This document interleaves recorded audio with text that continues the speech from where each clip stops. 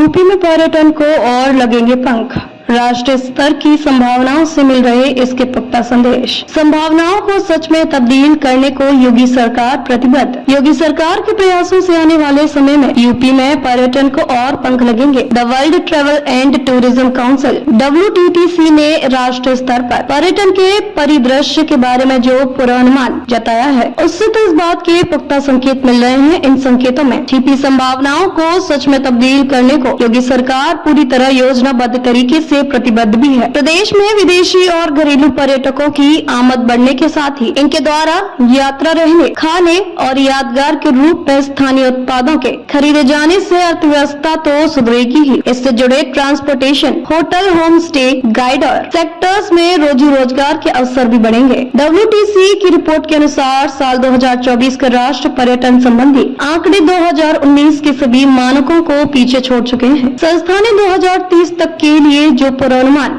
जताए हैं वे बेहद ही संभावनाओं वाले हैं। भगवान श्री राम की जन्मभूमि अयोध्या, राधा कृष्ण की जन्मभूमि और कर्मस्थली ब्रजभूमि उत्तर प्रदेश में ही है। तीर्थराज प्रयाग विश्व की सबसे पुरातन नगरी एवं तीनों लोकों से न्यारी शिव की काशी, दुनिया को शांति और अहिंसा के संदेश से प्रकाशित करने वाले भगवान बुद्ध से जुड़े सभी प्रमुख स्थल कुशीनगर, सारनाथ, कपिलवस्तु भी उत्तर प्रदेश में है। इन सब वजहों से देश में बढ़ते पर्यटन के कारण यूपी में पर्यटन की संभावना भी बढ़ जाती है। यह हो भी रहा है, सरकारी आंकड़े इसकी तस्दीक भी कर रहे हैं। ऐसा हो, इसके लिए संभावना वाले टूरिज्म स्पॉट को केंद्र बनाकर योगी सरकार पर्यटकों की सुरक्षा और सुविधा के लिए वैश्विक स्तर की बुनियादी सुविधाएं मुहैया कराने को प्रतिबद्ध है। प्राथमिकता बनाकर चरणबद्ध तरीके से यह काम भी हो रहा है। इसमें केंद्र सरकार का भी विभिन्न योजनाओं के जरिए भरपूर सहयोग मिल रहा है। WTTC के अनुसार देश के लिए पर्यटन के लिहाज से साल 2025 रिकॉर्ड ब्रेकिंग हो सकता है। इसकी वजह से देश की अर्थव्यवस्था में इस सेक्टर का योगदान 22 लाख करोड़ रुपए तक पहुंच सकता है। इस पूर्वानुमान के अनुसार टूरिज्म सेक्टर से जुड़े सेक्टर्स में रोजगार पाने वाली संख्या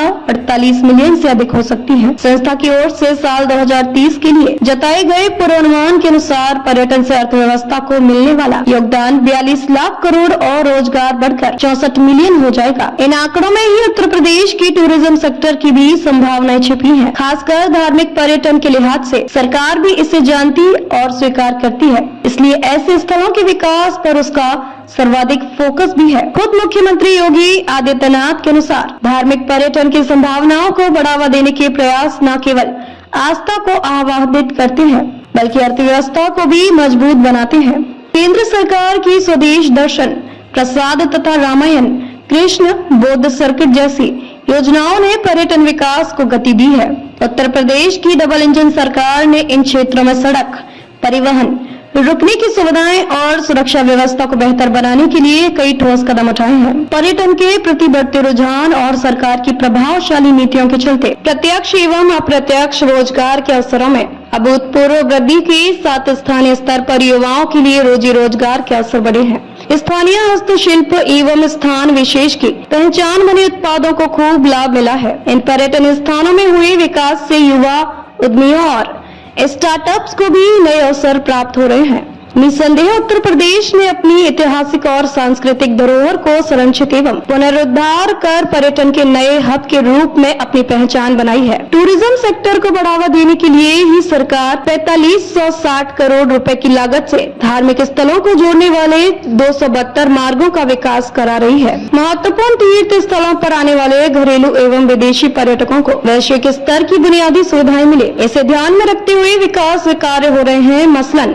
लखनऊ, प्रयागराज, कपिलवस्तु में हेलीपोर्ट सेवा शुरू हो चुकी है। कुछ अन्य प्रमुख पर्यटन स्थलों को भी शीघ्र ही इस सेवा का लाभ मिलने लगेगा। अयोध्या शोध संस्थान का उच्चीकरण, अंतर्राष्ट्रीय रामायण एवं वैदिक शोध संस्थान की स्थापना भी हो रही है। कुशीनगर में बुद्धा थीम पार्क परियोजना, सीतापुर स्थित नैमिषारण्य तपोस्थली पर वेद विज्ञान अध्ययन केंद्र की स्थापना के साथ नैमिष तीर्थ एवं शुक्र तीर्थ का पुनरुद्धार किया गया है। गोरखपुर में परमहंस योगानंद जी की जन्मस्थली के पुनरुद्धार के साथ गंगा के किनारे जिस श्रृंगवेरपुर में वनगमन के दौरान भगवान श्री राम और निषाद राज गुन्हा का मिलन हुआ था, जहां से वे गंगा पार कर प्रयागराज होते हुए चित्रकूट गए थे, उसे सरकार पर्यटन स्थल के रूप में विकसित कर रही है। योगी सरकार उत्तर प्रदेश में पड़ने वनगमन मार्ग के उन सभी प्रमुख स्थलों की विकसित कर रही है जहां राम ने पत्नी सीता एवं भाई लक्ष्मण सहित कुछ समय गुजारे थे। पूरे वनगमन मार्ग पर उसी तरह के पौधारोपण की भी योजना है जिनका जिक्र तुलसीदास के रामचरितमानस या अन्य धार्मिक ग्रंथों में मिलता है। पर्यटकों को लुभाने के लिए सरकार चित्रकूट, बरसाना एवं अष्टभुजा काली खोह में PPP मॉडल पर रोपवे परियोजनाओं की शुरुआत कर चुकी है। प्रयागराज और काशी में भी सरकार रोपवे शुरू करेगी। कॉरिडोर विकास परिषद एवं सर्किट बनाकर योगी सरकार प्रमुख तीर्थ स्थलों समेत टूरिज्म के लिहाज से महत्वपूर्ण अन्य स्थानों का भी विकास करा रही है। श्री काशी विश्वनाथ धाम मिर्जापुर जिले में स्थित विंध्यम धाम कॉरिडोर, बरेली स्थित नाथ कॉरिडोर के जरिए इन जगहों का विकास किया जा रहा है। कुछ जगहों पर काम हो चुका है, बाकी में युद्ध स्तर पर जारी है। सरकार ने इस उद्देश्य से तीर्थ विकास परिषदों का भी गठन किया है। श्री अयोध्या जी तीर्थ विकास परिषद, श्री देवी पाटन तीर्थ विकास परिषद, उत्तर प्रदेश ब्रज तीर्थ विकास परिषद, श्री विंध्यम धाम तीर्थ विकास परिषद, श्री चित्रकूट धाम तीर्थ विकास परिषद, नैमिषारण्य धाम तीर्थ विकास परिषद, उत्तर प्रदेश श्री शुक्र तीर्थ विकास परिषद इसके उदाहरण है। नियोजित विकास के लिए योगी सरकार ने अलग अलग पर्यटन स्थलों के लिए सर्किट बनाए हैं। इनमें रामायण, महाभारत, बौद्ध शक्तिपीठ, जैन आध्यात्मिक, कृष्ण ब्रज, सूफी कबीर धार्मिक लिहाज से महत्वपूर्ण है। इसके अलावा हाल के वर्षों में लोगों की पसंद बने एडवेंचर इको टूरिज्म के लिए बुंदेलखंड एवं wild life eco tourism circuit भी है। प्रदेश की बेहद संपन्न परंपरा को टूरिज्म के जरिए बढ़ावा देने के लिए शिल्प सर्किट भी है।